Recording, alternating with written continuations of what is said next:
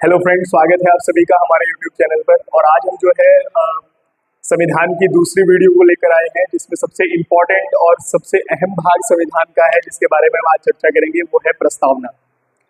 संविधान की प्रस्तावना से सब एग्जाम्स में बहुत सारे प्रश्न पेपर में बनते हैं, अलग अलग तरीके से बनते हैं। और आज हम इस वीडियो में चर्चा करेंगे। कई बार बच्चों को इस चीज से प्रॉब्लम होती है कि कैसे प्रस्तावना को याद किया जाए, क्योंकि ये देखो मैंने प्रस्तावना को लिखा है यहाँ पर, तो ये लैंग्वेज कैसे याद होगी। दूसरा कि इसकी जो लैंग्वेज है उसका अर्थ क्या है, उसके शब्दों का क्या अर्थ है। तो इन सब के बारे में हम इस वीडियो में चर्चा करने वाले हैं।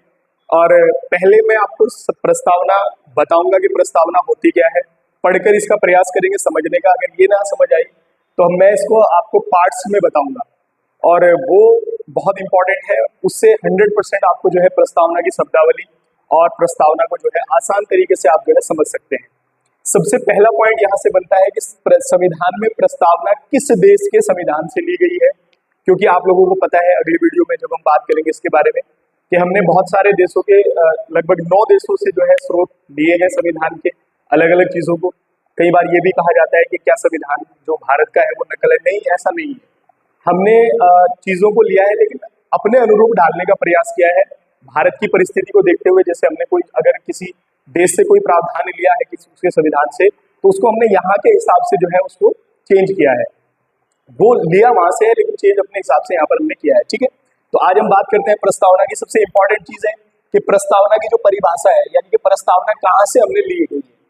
तो प्रस्तावना जो है हमने अमेरिका के संविधान से प्रस्तावना को लिया है। पहला ऑब्जेक्टिव यहाँ से बनता है। देखो, हमको जो है सीखना नहीं है कि डिटेल में कि क्या होता है, हमें जो है एग्जाम के पॉइंट ऑफ व्यू से चीजों को करना है। जितने भी टॉपिक्स हम बताएंगे, उन टॉपिक्स में जो एग्जाम्स के लिए महत्वपूर्ण होता है उसके बारे में बात करते हैं। ठीक है, तो यहाँ पर हम बात कर रहे हैं अमेरिका के। हमने अमेरिका के संविधान से प्रस्तावना को लिया है। और सबसे इंपॉर्टेंट चीज यहाँ से ये निकल कर सामने आती है कि प्रस्तावना की जो लैंग्वेज है, जो भाषा है प्रस्तावना की, उसको हमने किस देश के संविधान से लिया है। तो उसको हमने जो है ऑस्ट्रेलिया के संविधान से लिया है। तो यहाँ से अब तक हमने 2 ऑब्जेक्टिव पढ़े हैं। एक, हमने अब किस देश के संविधान से प्रस्तावना को लिया है, तो अमेरिका। और प्रस्तावना की जो भाषा है वो किस देश के संविधान से ली है, तो ये आ जाएगा ऑस्ट्रेलिया के संविधान से हमने ली है। ठीक है, अब देखो ध्यान से, अब हम जो है इसको पढ़ने का प्रयास करते हैं। प्रस्तावना को जो है पढ़ने का प्रयास करेंगे। देखो, हम भारत के लोग, प्रस्तावना स्टार्ट कहाँ से होती है? हम भारत के लोग with the people of India. ये बहुत ही इंपॉर्टेंट भाग है। कई बार ये आता है कि संविधान में कहाँ पर वर्णित है कि हम भारत के लोग, तो ये इस प्रस्तावना में वर्णित है। प्रस्तावना का फर्स्ट जो लाइन है वो यही है, हम भारत के लोग with the people of India Bharat को एक संपूर्ण प्रभुत्व संपन्न समाजवादी पंथ निरपेक्ष। मैं आपको बताने का प्रयास ये कर रहा हूँ, ये मैंने परिभाषा इसलिए लिखी है कि परिभाषा संविधान की याद कैसे होगी। तो इसको याद करने का तरीका मैं अभी आपको बताऊंगा। पहले प्रस्तावना को देखते हैं कि भारत की प्रस्तावना में है क्या। ठीक है, तो देखो ध्यान से, स्टार्ट कहां से हो रही है? हम भारत के लोग भारत को एक संपूर्ण प्रभुत्व संपन्न समाजवादी पंथ निरपेक्ष, समाजवादी और पंथ निरपेक्ष जो है लोकतंत्रात्मक।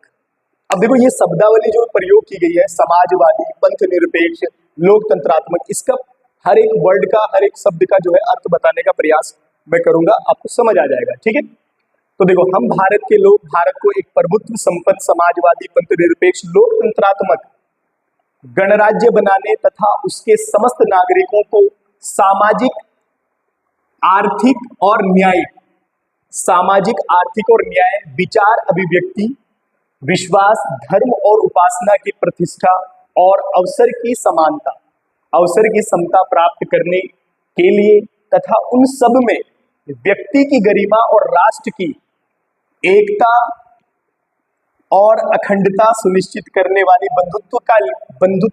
बंधुता के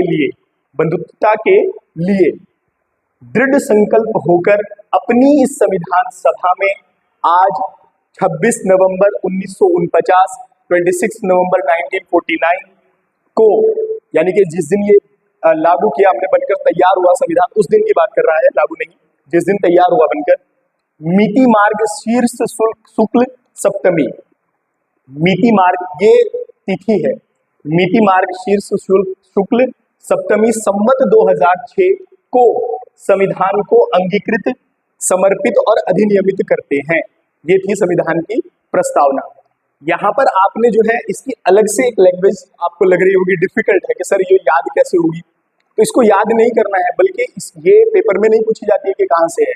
मैंने आपको बताया कि पेपर में जहां से पूछेगा हम भारत के लोग, ये कहां पर वर्णित है, हम भारत के लोग, तो प्रस्तावना में वर्णित है with the people of India, Bharat को एक संपूर्ण प्रभुत्व संपन्न समाजवादी पंथ निरपेक्ष लोकतंत्रात्मक गणराज्य बनाने तथा उसके समस्त नागरिकों को सामाजिक आर्थिक और न्याय विचार अभिव्यक्ति के लिए धर्म और उपासना की प्रतिष्ठा और अवसर की समता प्राप्त करने के लिए तथा उन सब में व्यक्ति की गरिमा और राष्ट्र की एकता और अखंडता, ये मोस्ट इंपॉर्टेंट लाइन है यहाँ से, सुनिश्चित करने वाली बंधुता के लिए दृढ़ संकल्प होकर अपनी इस संविधान सभा में, जिसका गठन जुलाई 1946 के चुनाव में किया गया था, सभा में आज दिनांक 26 नवंबर 1949 को मिति मार्ग शीर्ष शुक्ल सप्तमी संवत 2006 को संविधान को अंगीकृत, अधिनियमित और समर्पित करते हैं। तो ये थी संविधान की प्रस्तावना। अब यहाँ से कौन से शब्द हैं जो प्रस्तावना में बाद में जोड़े गए, संविधान की प्रस्तावना में कब संशोधन किया गया, कितनी बार किया गया, क्या संशोधन हो सकता है, क्या नहीं हो सकता है, कौन से वाद में ये संविधान को जो है इसको संविधान का अंग माना, किस वाद में संविधान का अंग नहीं माना, ये सारे के सारे ऑब्जेक्टिव प्रस्तावना से बनते हैं। उन सब को करने से पहले हम इसको समझते हैं, ये लैंग्वेज जो हमने की थी।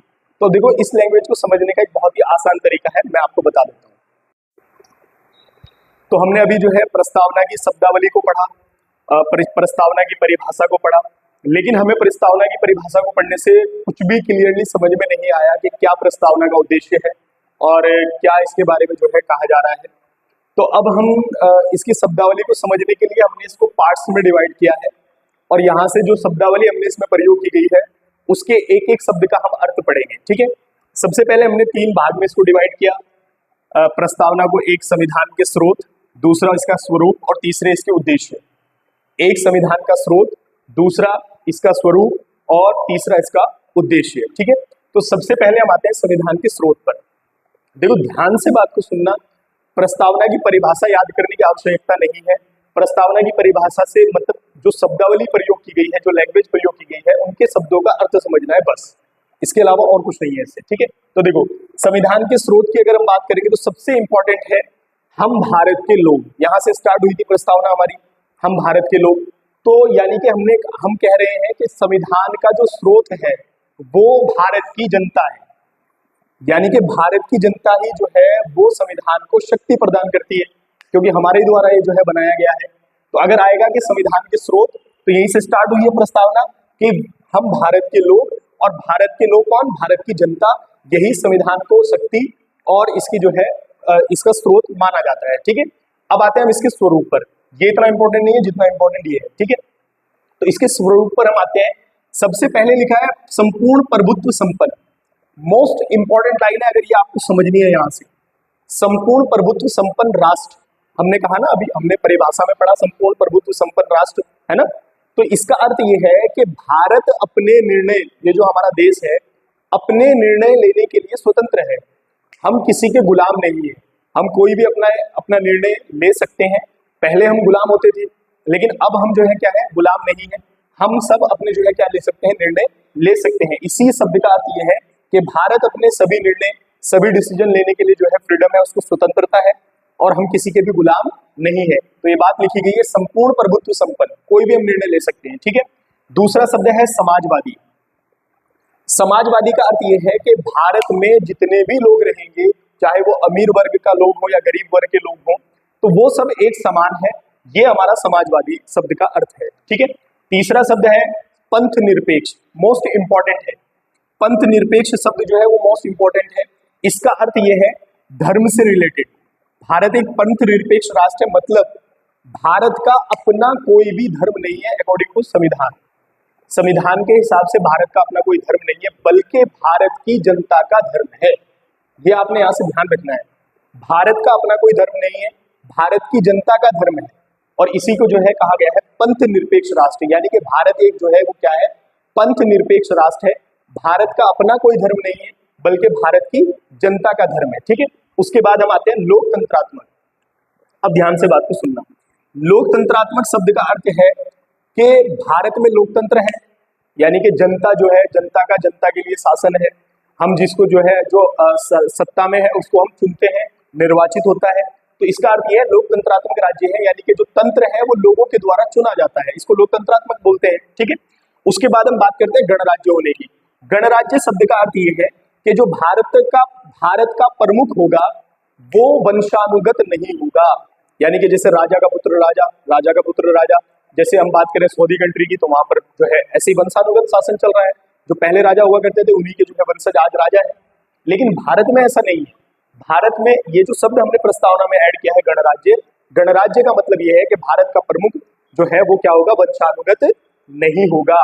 भारत के प्रमुख को जो है हमारे द्वारा चुना जाएगा। ठीक है, तो यहाँ पर संपूर्ण प्रभुत्व संपन्न मतलब जो है हम सभी डिसीजन लेने के जो है क्या है, स्वतंत्र है। समाजवादी पंथ जो शब्द है, सभी वर्ग समान है। पंथ निरपेक्ष, भारत का अपना कोई धर्म नहीं है बल्कि भारत की जनता का धर्म है। लोकतंत्रात्मक यानी कि जनता का जनता के लिए शासन है। गणराज्य, भारत का प्रमुख वंशानुगत नहीं होगा बल्कि निर्वाचित होगा। अब हम आ जाते हैं उद्देश्य। उद्देश्य क्या है, संविधान की प्रस्तावना के उद्देश्य है, क्या देना चाहते हैं। ठीक है, सबसे पहला है न्याय। और न्याय कैसा, सामाजिक न्याय, समाज में समान न्याय, आर्थिक न्याय और राजनीतिक न्याय।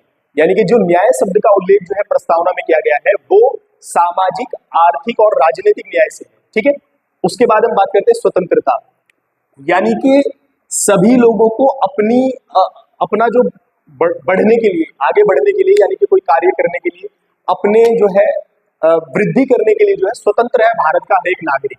यानी कि अपनी इच्छाओं से वो आगे बढ़ने के लिए स्वतंत्र है।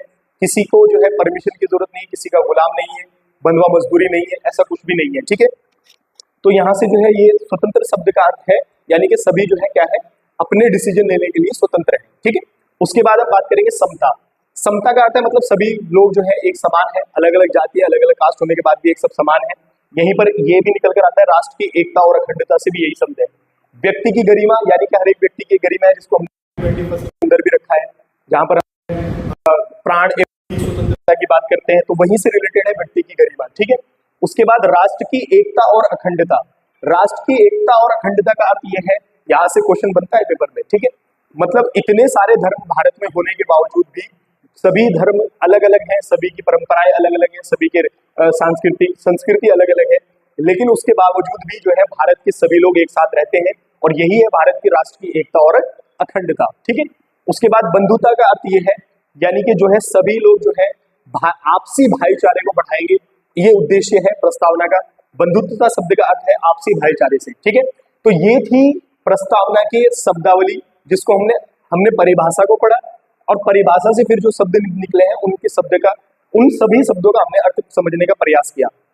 अब यहाँ से आपको ये समझ में आया होगा, क्योंकि ये पेपर में इससे क्वेश्चन बनता है। ठीक है, उसके बाद अगर हम बात करें, प्रस्तावना को जो है संविधान की कुंजी कहा गया है, एक ऑब्जेक्टिव यहाँ से बनता है। अब जो मैं आपको बताने वाला हूँ ये आप नोट भी कर सकते हैं, मैं दो बार बताऊंगा, रिपीट करूंगा अपनी बात को, तो यहाँ से आप नोट कर सकते हैं। सबसे पहला क्वेश्चन है, प्रस्तावना को संविधान की कुंजी भी कहा जाता है। ठीक है, उसके बाद N.A.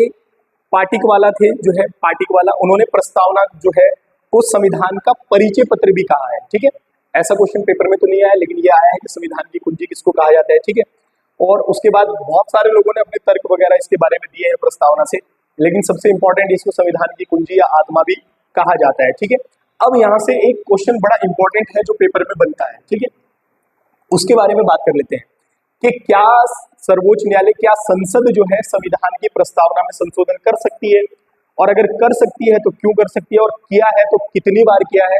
अब तक जो है जब से संविधान लागू हुआ तब से लेके अब तक प्रस्तावना में कितनी बार संशोधन हो चुका है, उसके बारे में बात कर लेते हैं। ठीक है, तो सबसे पहले हम बात करते हैं बेरूबाड़ीवाद। बेरूबाड़ीवाद, ठीक है, 1960। ठीक है, ये जो केस है इनको हम वाद के रूप में जानते हैं, जैसे अभी हम केशवानंद भारती फेमस है, आप लोगों ने जो है पढ़ा होगा ग्रुप सी तक। बाकी अगर आप डिटेल में पढ़ते हैं तो बहुत सारे वाद आपको पढ़ने के लिए मिलते हैं, केसेस वगैरह। ठीक है, हमने एक वीडियो बनाई है समान नागरिक संहिता को लेकर, यूसीसी, तो उसमें आप जाकर देख सकते हैं, हमने उसमें कुछ वाद की बात की है, वो बहुत ही इंपॉर्टेंट है, वहां से जो मूल ढांचे का सिद्धांत निकल कर आता है उसके बारे में हमने बात की है। ठीक है, तो सर्वप्रथम अगर हम बात करें बेरूबाड़ीवाद 1960 में, इसमें सर्वोच्च न्यायालय ने प्रस्तावना को संविधान का अंग नहीं माना। आप नोट करते रहना, जो बेरुवाड़ी बात था 1960 में, इसमें सर्वोच्च न्यायालय ने प्रस्तावना को संविधान का अंग नहीं माना और अतः यह कहा गया कि संसद इसमें संशोधन नहीं कर सकती। एक चीज यहां से ध्यान रखना। उसके बाद अगर दूसरी बात करें तो एक वाद है केशवानंद भारतीवाद, ठीक है, 1973।